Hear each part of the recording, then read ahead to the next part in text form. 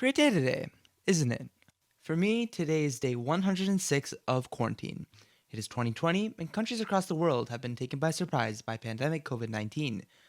Now, this isn't the first disease we've encountered. Only in the last century, diseases such as the plague, measles, and influenza have played a pretty important role. We can learn from these diseases and try to better understand how epidemics are spread using mathematical models. Mathematical modeling. It's actually a lot easier than it sounds. What do we want to model in a pandemic? We want to know how many people are infectious or can infect others.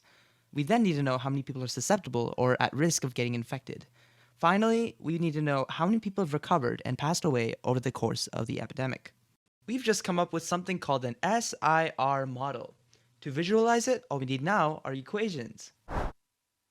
Let's simplify it a little bit. These equations describe how in each week, our infectious, susceptible, and recovered populations change over time. Suppose I had 100 people in a population. Out of the 100, only one person was infectious with the disease. To know how many people are infectious the next week, we need the number of susceptible people and the chance of the susceptible to get infected. An important part of this is R, the contact rate. The contact rate shows how many people are infected on average by an infectant. If the R value is 5, an infectious person on average infects 5 people. In our case, let's say the R value was 2. Applying our equations, our infectious population for week 1 goes from 1 to 2. Our susceptible is 97, while the recovered is 3. Now this seems pretty boring, but what happens if we generate more weeks the same way? Graphing over 20 weeks of time, we can see some pretty interesting trends.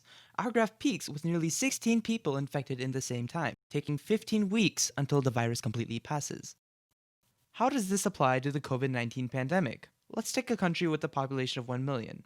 For the coronavirus, studies show that the initial contact rate, R, is 2.25.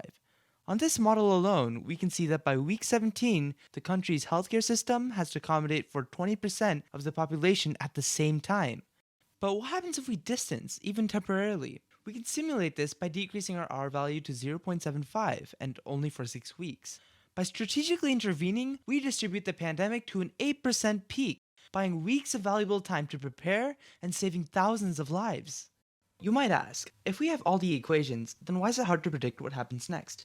Well, if we model COVID-19 in the US, each state contracts the virus at different times, but also grows at different rates by factors such as population density and public transportation.